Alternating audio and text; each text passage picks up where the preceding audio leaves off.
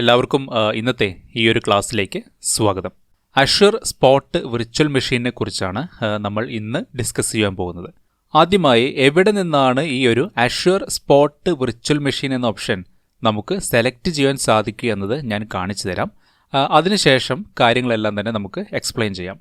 അപ്പോൾ ഞാൻ ആദ്യമായിട്ട് ഇവിടെ പോർട്ടലിലേക്കൊന്ന് പോകുകയാണ്. ഇവിടെ വിർച്വൽ മെഷീൻസ് എന്നതിലൊന്ന് ക്ലിക്ക് ചെയ്യുകയാണ്. ഇപ്പോൾ വിർച്വൽ മെഷീൻസുകൾ ക്രിയേറ്റ് ചെയ്യുന്ന ആ ഒരു പേജിലേക്ക് നമ്മൾ എത്തപ്പെട്ടിട്ടുണ്ട്. സാധാരണ വിർച്വൽ മെഷീൻസുകളെല്ലാം ക്രിയേറ്റ് ചെയ്യുന്ന ഈ ഒരു ഏരിയയിൽ നിന്ന് തന്നെയാണ് അഷ്വർ സ്പോട്ട് വിർച്വൽ മെഷീൻസുകളും നമുക്ക് ക്രിയേറ്റ് ചെയ്യാൻ സാധിക്കുക. അതായത് നോർമലി എങ്ങനെയാണ് നമ്മൾ വിർച്വൽ മെഷീൻസുകളെല്ലാം ക്രിയേറ്റ് ചെയ്യാറുള്ളത്? ഇവിടെ മുകളിലുള്ള ക്രിയേറ്റ് ബട്ടണിൽ ക്ലിക്ക് ചെയ്യും. അതിനുശേഷം അഷ്വർ വിർച്വൽ മെഷീൻ എന്നതിൽ ക്ലിക്ക് ചെയ്യും, അല്ലേ?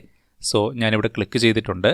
തുടർന്ന് സാധാരണയായിട്ട് നമ്മൾ ഫിൽ ചെയ്യുന്നത് പോലെ സബ്സ്ക്രിപ്ഷൻ, അതുപോലെ തന്നെ resource group, virtual machine name, region, availability options, availability zone, ഇത്തരത്തിലുള്ള എല്ലാ കാര്യങ്ങളും നമ്മളിവിടെ നിന്ന് ഫിൽ ചെയ്യാറുണ്ട്, അല്ലേ?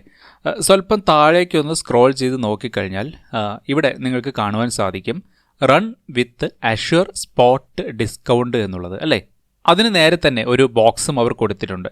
ഇവിടെ നമ്മളൊരു ടിക്ക് മാർക്ക് നൽകിക്കഴിഞ്ഞാൽ ഒരു സ്പോട്ട് വിർച്വൽ മെഷീൻ നമുക്ക് ക്രിയേറ്റ് ചെയ്യാനൊക്കെ സാധിക്കുന്നതാണ്.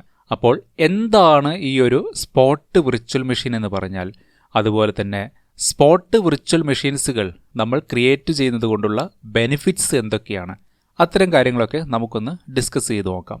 നമുക്കറിയാം മൈക്രോസോഫ്റ്റിൻ്റെ ഡാറ്റാ സെൻറ്റേഴ്സുകളിൽ അവർ ഒരുപാട് റാക്കുകളൊക്കെ വെച്ചിട്ടുണ്ടായിരിക്കും, അല്ലേ? ഓരോ റാക്കുകളിലും ഒത്തിരി ഫിസിക്കൽ സെർവേഴ്സുകളും അവർ പ്ലേസ് ചെയ്തിട്ടുണ്ടായിരിക്കും. ഒരു കസ്റ്റമർ അല്ലെങ്കിൽ ഒരു യൂസർ അഷ്വറിൽ വിർച്വൽ മെഷീൻ ക്രിയേറ്റ് ചെയ്യുമ്പോൾ നോർമലി ഈ ഫിസിക്കൽ സെർവേഴ്സുകൾക്കകത്ത് എവിടെയെങ്കിലുമൊക്കെ ആയിരിക്കും ആ ഒരു വിർച്വൽ മെഷീൻ അവർ ക്രിയേറ്റ് ചെയ്തു തരിക. ഇതാണ് മൈക്രോസോഫ്റ്റിൻ്റെ ഡാറ്റാ സെൻറ്ററിൽ നടക്കുന്ന ഒരു നോർമൽ പ്രോസസ്സ് എന്ന് പറയുന്നത്. ഇനി നമുക്ക് കുറച്ചുകൂടെ സിമ്പിളായിട്ട് കാര്യങ്ങളൊക്കെ ഒന്ന് ഡിസ്കസ് ചെയ്യാം. ഈ കാണുന്നത് നിങ്ങൾക്ക് മനസ്സിലായല്ലോ അല്ലേ? ഒരു ഡാറ്റാ സെൻറ്ററാണ്. ഡാറ്റാ സെൻറ്ററിനകത്ത് കുറച്ചധികം തന്നെ റാക്കുകൾ അവർ പ്ലേസ് ചെയ്തിട്ടുണ്ട്. ഇതിൻ്റെ അകത്താണ് സെർവേഴ്സുകളെല്ലാം തന്നെ അവർ പ്ലേസ് ചെയ്തിരിക്കുന്നത്. അപ്പോൾ ഈ കാണുന്നതാണ് ഒരു റിയൽ ടൈം ഡാറ്റാ സെൻറ്റർ എന്ന് പറയുന്നത്. ഇനി നിങ്ങൾക്ക് ഞാൻ മറ്റൊരു സ്ലൈഡ് കാണിച്ചു തരാം. നേരത്തെ നമ്മൾ കണ്ട ആ സെയിം വ്യൂ തന്നെയാണിത്. ഈ കാണുന്നത് ഒരു മൈക്രോസോഫ്റ്റിൻ്റെ ഡാറ്റാ സെൻറ്റർ ആണെന്ന് വിചാരിക്കുക. ഈ ഡാറ്റാ സെൻറ്റേഴ്സിൻ്റെ അകത്ത് അവർ 4 റാക്കുകളും പ്ലേസ് ചെയ്തിട്ടുണ്ട്. ഈ റാക്കുകൾക്കകത്ത് കുറച്ച് ഫിസിക്കൽ സെർവേഴ്സുകളും കാണാം. ഈ ഫിസിക്കൽ സെർവേഴ്സുകളിൽ ഇരിക്കുന്ന കപ്പാസിറ്റി എല്ലാം യൂസ് ചെയ്ത് അവർ വിർച്വൽ മെഷീൻസുകൾ ക്രിയേറ്റ് ചെയ്തിട്ടുണ്ട്. ഇവിടെ ചില സമയങ്ങളിൽ അവരുടെ അടുത്ത് ഫ്രീ ആയി സെർവേഴ്സുകളൊക്കെ ഉണ്ടായിരിക്കും, അല്ലെങ്കിൽ സെർവേഴ്സുകളിൽ ഫ്രീ സ്പേസ് ഒക്കെ ഉണ്ടായിരിക്കും. ഫോർ എക്സാമ്പിൾ, എല്ലാ സമയത്തും ഈ ക്രിയേറ്റ് ചെയ്യപ്പെട്ട വിർച്വൽ മെഷീൻസുകൾ ഉപയോഗത്തിലൊന്നും ഉണ്ടാകില്ല. അപ്പോൾ അവയുടെ മെമ്മറി, CPU ഇതെല്ലാം തന്നെ ഫ്രീ ആയി ഉണ്ടായിരിക്കും ഇവിടെ. അതായത് ഇതിനെ നമ്മൾ പറയുക അൺയൂസ്ഡ് കപ്പാസിറ്റി എന്നതാണ്. അപ്പോൾ ഇതേപോലെ അൺയൂസ്ഡ് കപ്പാസിറ്റി ഈ സെർവേഴ്സുകളിൽ എവിടെയെങ്കിലുമൊക്കെ ഉണ്ടെങ്കിൽ അഷ്വർ സ്പോട്ട് എന്ന ഓപ്ഷൻ യൂസ് ചെയ്യാൻ സാധിക്കുന്നതാണ്. ഈ ഒരു ഓപ്ഷൻ യൂസ് ചെയ്യുകയാണെങ്കിൽ കറൻ്റ്ലി നമ്മളൊരു പേയാസിഗോ മോഡലിൽ ഒരു വിർച്വൽ മെഷീൻ ക്രിയേറ്റ് ചെയ്യുമ്പോൾ $10 ആണ് ചാർജ് കാണിക്കുന്നത് എന്ന് വിചാരിക്കുക. ഒരു എക്സാമ്പിളാണ് ഞാൻ പറയുന്നത്. ഒരു വിർച്വൽ മെഷീൻ ക്രിയേറ്റ് ചെയ്യുന്ന സമയത്ത് അതിൻ്റെ റേറ്റ് അല്ലെങ്കിൽ അതിൻ്റെ ഒരു റെൻറ്റ് വരുന്നത് $10 ആണെന്ന് കരുതുക. അപ്പോൾ നമുക്ക് ഇവിടെ അഷ്വറിനോട് പറയാം, എനിക്ക് ഫ്രീ ആയി നിങ്ങളുടെ സെർവേഴ്സുകളിൽ എവിടെയെങ്കിലും സ്പേസ് ഉണ്ടെങ്കിൽ, അതായത് ഞാൻ നേരത്തെ പറഞ്ഞു ഇതിനെ അൺയൂസ്ഡ് കപ്പാസിറ്റി എന്നതാണ് പറയുക. അപ്പോൾ ഇതേപോലെ നിങ്ങളുടെ സെർവേഴ്സുകളിൽ എവിടെയെങ്കിലും അൺയൂസ്ഡ് കപ്പാസിറ്റി അവൈലബിൾ ആയിട്ടുണ്ടെങ്കിൽ ഡിസ്കൗണ്ടിൽ എനിക്ക് വിർച്വൽ മെഷീൻ ക്രിയേറ്റ് ചെയ്തു തരൂ എന്ന് നമുക്ക് പറയാം. അങ്ങനെ നമ്മൾ പറയുകയാണെങ്കിൽ സെർവേഴ്സുകളിൽ സ്പേസ് അവൈലബിൾ ആണെങ്കിൽ വളരെ കുറഞ്ഞ ഒരു ഡിസ്കൗണ്ട് നിരക്കിൽ അഷ്വർ സ്പോട്ട് വിർച്വൽ മെഷീൻ അവർ നമുക്ക് ക്രിയേറ്റ് ചെയ്തു തരുന്നതായിരിക്കും. അതായത് ഒരു 80% ഒക്കെ ഡിസ്കൗണ്ടിൽ വിർച്വൽ മെഷീൻസ് അവർ ഡിപ്ലോയ് ചെയ്തു തരും. ഇവിടെ നോക്കിയാൽ കറൻ്റ്ലി 2 റാക്കുകളിലെ സെർവേഴ്സുകളിൽ ഫ്രീ സ്പേസ് കാണിക്കുന്നുണ്ട്, അല്ലേ? സോ ഒരു യൂസർ അല്ലെങ്കിൽ ഒരു customer Azure spot virtual machine create ചെയ്യണമെന്ന റിക്വസ്റ്റ് ഇവിടെ ചെയ്യുമ്പോൾ ഈ സ്പേസിൽ അവർ അഷ്വർ സ്പോട്ട് VM ക്രിയേറ്റ് ചെയ്തു തരുന്നതായിരിക്കും. അതുപോലെ തന്നെ മറ്റൊരു യൂസറും അഷ്വർ സ്പോട്ട് വിർച്വൽ മെഷീൻ വേണമെന്ന് പറയുന്നു. അടുത്ത സെർവറിലും അവരെന്ത് ചെയ്യുന്നു? അവിടെ ഫ്രീ സ്പേസ് ഉള്ളതുകൊണ്ട് അഷ്വർ അത് ക്രിയേറ്റ് ചെയ്തു നൽകുന്നു ഇവിടെ. അപ്പോൾ ഈ 2 സെർവേഴ്സുകളിലും അഷ്വർ സ്പോട്ട് എന്ന സൗകര്യം യൂസ് ചെയ്ത് അവർ 2 വിർച്വൽ മെഷീൻസുകൾ ക്രിയേറ്റ് ചെയ്തു തന്നെന്ന് വിചാരിക്കുക. നമുക്കറിയാം വേൾഡിലുള്ള യൂസേഴ്സ് എല്ലാം ഇടയ്ക്കിടയ്ക്ക് വിർച്വൽ മെഷീൻസുകൾ ക്രിയേറ്റ് ചെയ്തുകൊണ്ടേയിരിക്കും അല്ലേ. അപ്പോൾ ഈ സെർവേഴ്സുകളിൽ നിന്നായിരിക്കും കപ്പാസിറ്റി എല്ലാം അലോക്കേറ്റ് ചെയ്ത് വിർച്വൽ മെഷീൻ ഇവിടെ ക്രിയേറ്റ് ചെയ്ത് നൽകുന്നത്. ഇനി സപ്പോസ് ഇവിടെ വിർച്വൽ മെഷീൻസുകളെല്ലാം ക്രിയേറ്റ് ചെയ്യപ്പെട്ട് ഈ ഡാറ്റാ സെൻറ്റേഴ്സിലെ സെർവേഴ്സുകൾ ഫുള്ളായെന്ന് വിചാരിക്കുക. സോ പുതിയ ഒരു വിർച്വൽ മെഷീൻ ക്രിയേറ്റ് ചെയ്യാൻ ഇപ്പോൾ ഇവിടെ സ്ഥലമില്ല അല്ലേ. അപ്പോൾ അഷ്വർ ഇവിടെ എന്ത് ചെയ്യുമെന്ന് നോക്കുകയാണെങ്കിൽ ആർക്കൊക്കെയാണോ അഷ്വർ സ്പോട്ട് എന്ന ഓപ്ഷൻ യൂസ് ചെയ്ത് ഡിസ്കൗണ്ട് നിരക്കിൽ വിർച്വൽ മെഷീൻസുകൾ ക്രിയേറ്റ് ചെയ്ത് കൊടുത്തിരിക്കുന്നത് അതെല്ലാം തന്നെ അവിടെ നിന്ന് റിമൂവ് ചെയ്ത് കളയും. എല്ലാം ഒരേ സമയത്ത് റിമൂവ് ചെയ്യുമെന്ന് ഞാൻ പറയുന്നില്ല, എങ്കിലും ആ ഒരു സിനാരിയോ അല്ലെങ്കിൽ ആ ഒരു കൺസെപ്റ്റ് നിങ്ങൾ മനസ്സിലാക്കുക. സ്പേസ് ഇല്ല എന്നുണ്ടെങ്കിൽ അവർ അഷ്വർ സ്പോട്ട് വിർച്വൽ മെഷീൻ അവിടെ ഡിലീറ്റ് ചെയ്ത് കളയുന്നതായിരിക്കും. അപ്പോൾ അത്തരത്തിൽ റിമൂവ് ചെയ്തിട്ട് പുതിയ വിർച്വൽ മെഷീൻ ക്രിയേറ്റ് ചെയ്യാൻ റിക്വസ്റ്റ് വരുമ്പോൾ അത് അഷ്വർ അവിടെ ക്രിയേറ്റ് ചെയ്ത് നൽകുകയും ചെയ്യുന്നു. അപ്പോൾ നിങ്ങളിവിടെ മനസ്സിലാക്കേണ്ടത് നമ്മൾ അഷ്വർ സ്പോട്ട് ഡിസ്കൗണ്ട് എന്ന ഓപ്ഷൻ ടിക്ക് ചെയ്ത് ആ ടിക്ക് മാർക്ക് കൊടുക്കേണ്ട ഏരിയ ഞാൻ കാണിച്ചു തന്നിരുന്നു അല്ലേ. അപ്പോൾ അവിടെ നമ്മൾ ടിക്ക് മാർക്ക് നൽകിക്കൊണ്ട് ഒരു Azure spot virtual machine create ചെയ്യുകയാണെങ്കിൽ അതിൻ്റെ ഒരു മീനിങ് വരുന്നത് സെർവേഴ്സുകളിൽ ഫ്രീ സ്പേസ് ഉണ്ടെങ്കിൽ അഥവാ അൺയൂസ്ഡ് കപ്പാസിറ്റി അവൈലബിൾ ആണെങ്കിൽ ഡിസ്കൗണ്ട് നിരക്കിൽ ഒരു വിർച്വൽ മെഷീൻ ക്രിയേറ്റ് ചെയ്ത് തരും എന്നുള്ളതാണ്. അപ്പോൾ ഇതിൻ്റെ ഒരു അഡ്വാൻറ്റേജ് എന്താണെന്ന് നോക്കുകയാണെങ്കിൽ compare to normal virtual machine approximately 75% മുതൽ 90% വരെയൊക്കെ പ്രൈസിങ്ങിൽ ഡിഫറൻസസ് വരും. ഇനി ഈ അഷ്വർ സ്പോട്ട് വിർച്വൽ മെഷീനിൻ്റെ ഒരു പ്രോബ്ലം എന്താണെന്ന് നോക്കുകയാണെങ്കിൽ അല്ലെങ്കിൽ ഒരു എടുത്തു പറയേണ്ടുന്ന ഡിസ്അഡ്വാൻറ്റേജ് എന്താണെന്ന് നോക്കുകയാണെങ്കിൽ നേരത്തെ പറഞ്ഞതുപോലെ തന്നെ ഇത്തരത്തിൽ ക്രിയേറ്റ് ചെയ്യപ്പെടുന്ന മെഷീൻസുകൾ ഒരു ടെമ്പററി വിർച്വൽ മെഷീൻ പോലെയാണ് ഇവിടെ വർക്ക് ചെയ്യുക. ബിക്കോസ് ഇവിടെയുള്ള ഫിസിക്കൽ സെർവേഴ്സുകളിൽ കപ്പാസിറ്റി കുറവാണെങ്കിൽ ഈ അഷ്വർ സ്പോട്ട് വിർച്വൽ മെഷീൻ അവർ സഡൻ ആയിട്ട് തന്നെ റിമൂവ് ചെയ്യും. അതിനുശേഷം മറ്റ് ആരാണോ വിർച്വൽ മെഷീൻ ക്രിയേറ്റ് ചെയ്യുവാൻ റിക്വസ്റ്റ് ചെയ്യുന്നത് അവർക്ക് ആ കപ്പാസിറ്റി അല്ലെങ്കിൽ ആ ഒരു സ്പേസ് അവിടെ അവർക്ക് അലോക്കേറ്റ് ചെയ്ത് കൊടുക്കും. ഇതെല്ലാം തന്നെ എന്താണ്, ഒരു ബിസിനസ്സാണ് ആക്ച്വലി അല്ലേ. അഷ്വറിൻ്റെ ഡാറ്റാ സെൻറ്റേഴ്സുകളിലിരിക്കുന്ന ഫിസിക്കൽ സെർവേഴ്സുകളിൽ കപ്പാസിറ്റി ഉണ്ടെങ്കിൽ അല്ലെങ്കിൽ ഫ്രീ സ്പേസ് ഉണ്ടെങ്കിൽ അവർ അഷ്വർ സ്പോട്ട് വിർച്വൽ മെഷീൻസുകൾ ക്രിയേറ്റ് ചെയ്തു തരും. ഇത്തരത്തിലുള്ള അഷ്വർ സ്പോട്ട് വിർച്വൽ മെഷീൻസുകൾ എല്ലായ്പ്പോഴും അവർ ക്രിയേറ്റ് ചെയ്തു തരും എന്നും നമുക്ക് പറയുവാനാകില്ല.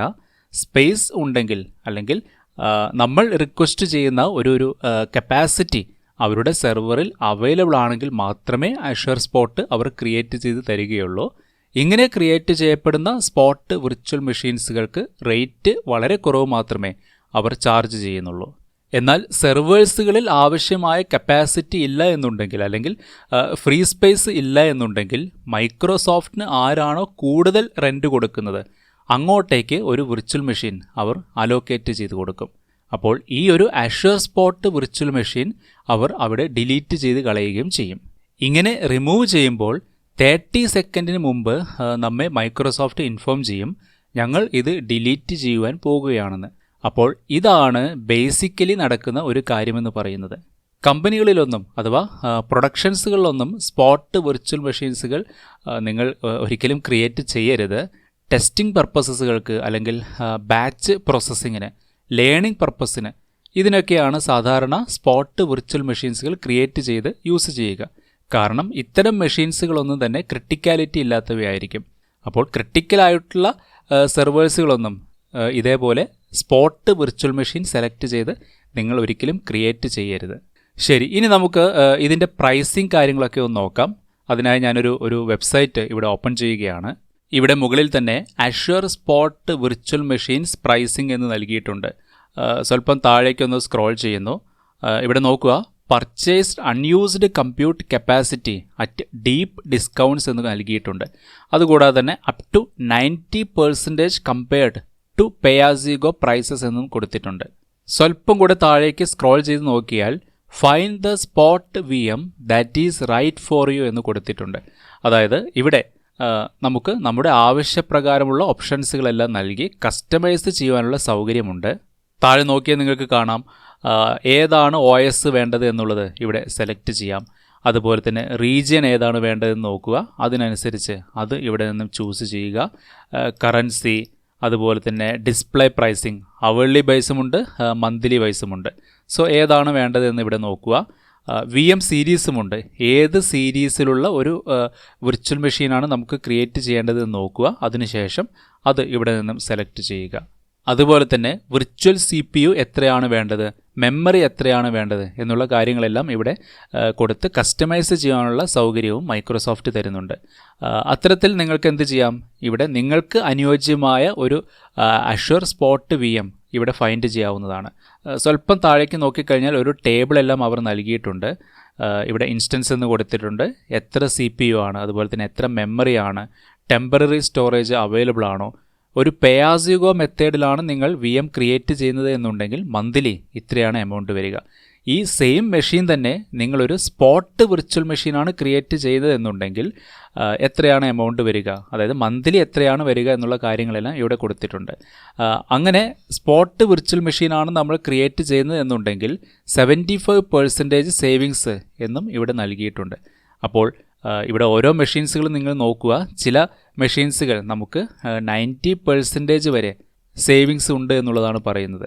ഇവിടെ താഴെ നോക്കിയാൽ സീ ഓൾ ഇൻസ്റ്റൻസ് ടൈപ്സ് എന്ന് കാണാം. ഇവിടെ ഒന്ന് ക്ലിക്ക് ചെയ്യുന്നു. വലിയൊരു ടേബിൾ തന്നെ അവരിവിടെ കൊടുത്തിട്ടുണ്ട്. അപ്പോൾ സമയം കിട്ടുമ്പോൾ ഈ ഭാഗത്ത് വന്ന് സ്പോട്ട് വിർച്വൽ മെഷീനിൻ്റെ പ്രൈസിംഗ് ടേബിളൊക്കെ ഒന്ന് ചെക്ക് ചെയ്ത് നോക്കുന്നത് നന്നായിരിക്കും.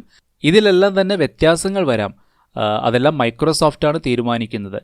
For example region dependency, operating system dependency, currency dependency, ഏത് VM സീരീസ് ആണോ നമ്മൾ സെലക്ട് ചെയ്യുന്നത്. അപ്പോൾ ഇതിനെയെല്ലാം ബേസ് ചെയ്തുകൊണ്ടായിരിക്കും മൈക്രോസോഫ്റ്റ് ഒരു കാൽക്കുലേഷനിൽ അവിടെ എത്തിച്ചേരുക. അതെല്ലാം നിങ്ങൾക്ക് ഒരു വിർച്വൽ മെഷീൻ ക്രിയേറ്റ് ചെയ്യാൻ പോകുന്നതിന് മുമ്പ് ഇവിടെ നിന്ന് മനസ്സിലാക്കുവാനൊക്കെ സാധിക്കുന്നതാണ്. ശരി, ഞാൻ ഇന്ന് പറഞ്ഞിട്ടുള്ള എല്ലാ കാര്യങ്ങളും മൈക്രോസോഫ്റ്റിൻ്റെ സൈറ്റിൽ അവർ കൊടുത്തിട്ടുണ്ട്. ഞാൻ അതൊന്ന് കാണിച്ചു തരാം. ഒരുപക്ഷെ ഇൻ്റർവ്യൂസിനൊക്കെ ചോദിച്ചേക്കാം, അഷ്വർ സ്പോട്ട് വിർച്വൽ മെഷീൻസുകൾ എന്ന് പറഞ്ഞാൽ എന്താണ്, എന്തിനാണ് ഇത്തരത്തിലുള്ള വിർച്വൽ മെഷീൻസുകൾ യൂസ് ചെയ്യുന്നത്, എന്തൊക്കെയാണ് അഡ്വാൻറ്റേജസുകൾ, ഡിസ്അഡ്വാൻറ്റേജസുകൾ എന്തൊക്കെയാണ്, ഇതേപോലെയുള്ള ക്വസ്റ്റ്യൻസുകളെല്ലാം നിങ്ങൾക്ക് ഇൻ്റർവ്യൂസിന് പ്രതീക്ഷിക്കാം. സോ കുറച്ച് ഡിസ്ക്രിപ്ഷൻസ് എല്ലാം തന്നെ അവരിവിടെ നൽകിയിട്ടുണ്ട്. Using Azure spot virtual machines allows you to take advantage of our unused capacity at a significant cost savings. ഞാൻ പറഞ്ഞ കാര്യം തന്നെയാണ് അല്ലേ. അതായത് അൺയൂസ്ഡ് കപ്പാസിറ്റി അവരുടെ സെർവേഴ്സുകളിൽ അവൈലബിൾ ആണെങ്കിൽ നമുക്ക് അവർ ഒരു സ്പോട്ട് വിർച്വൽ മെഷീൻ ക്രിയേറ്റ് ചെയ്ത് തരുന്നതായിരിക്കും. അതുപോലെ തന്നെ at any point in time when Azure needs the capacity back, the Azure infrastructure will evict Azure spot virtual machines. അവർക്ക് എപ്പോഴാണോ ആ ഒരു കപ്പാസിറ്റി തിരിച്ചു വേണ്ടത് ആ സമയത്ത് എന്ത് ചെയ്യുമെന്നാണ് പറയുന്നത്, ക്രിയേറ്റ് ചെയ്ത അഷ്വർ വിർച്വൽ മെഷീൻ അവർ എവിക്റ്റ് ചെയ്യും, അഥവാ ഡിലീറ്റ് ചെയ്യും, റിമൂവ് ചെയ്യും എന്നുള്ളതാണ് പറയുന്നത്. അതുപോലെ തന്നെ താഴെ അവർ മെൻഷൻ ചെയ്തിട്ടുണ്ട്, ഇത് സാധാരണ ബാച്ച് പ്രോസസ്സിംഗ് ജോബിന്, development, testing environment, large compute workloads ഇതേപോലെയുള്ള സ്ഥലങ്ങളിലെല്ലാമാണ് സാധാരണയായിട്ട് നമ്മൾ അഷ്വർ സ്പോട്ട് വിർച്വൽ മെഷീൻസുകൾ ഉപയോഗിക്കുക.